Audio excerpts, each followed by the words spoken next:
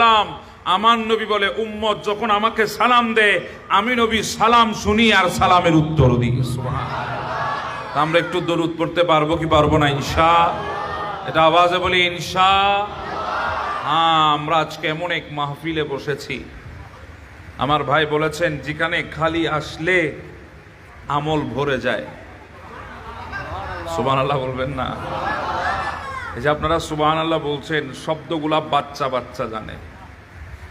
আমাদের প্রত্যেকটা সন্তানগুলা শব্দগুলা জানে।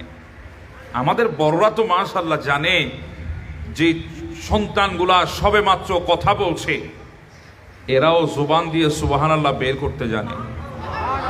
কথা বলেন ঠিক না?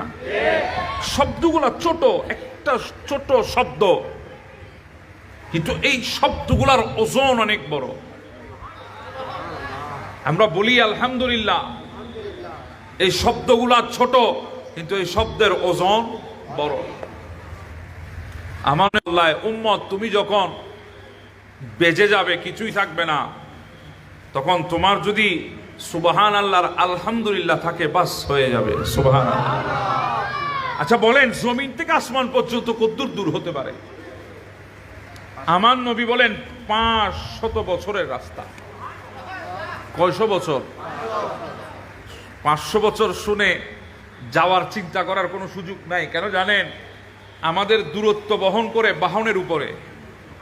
এখান থেকে আপনি শাহ আমানত সেতু নতুন ব্রিজ যাবেন, হেঁটে গেলে সময় একটা লাগবে, গাড়িতে গেলে আরেকটা লাগবে, যদি বাইকে যান আরেকটু কম লাগবে, সিএনজিতে গেলে আরেকটু কম লাগবে। এভাবে বাহনের উপরে দূরত্ব নির্ভর করে ওই দূরত্বে আপনি কতদূর তাড়াতাড়ি পৌঁছাবেন বাহনের উপরে নির্ভর, স্পিডের উপরে নির্ভর। আমার নবী বলে উম্মত যদি কোনো জিনিস 1,86,000 মাইল স্পিডে উপরের দিকে যায় তাহলে 500 বছর লাগবে প্রথম আসমানে পৌঁছাইতে।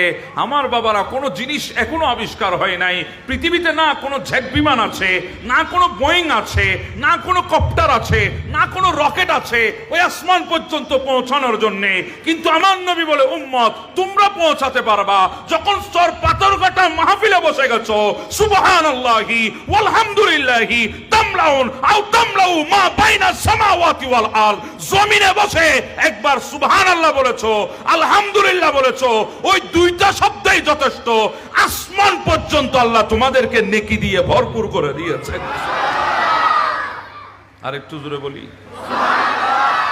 ফায়দা আছে না নাই? জি বলেন, আছে না নাই? তাহলে আমরা সুবহানাল্লাহ আলহামদুলিল্লাহর আওয়াজ কি ছোট করব না বড় করব? এটা আওয়াজে বলি না, ছোট না বড়? একটু মহা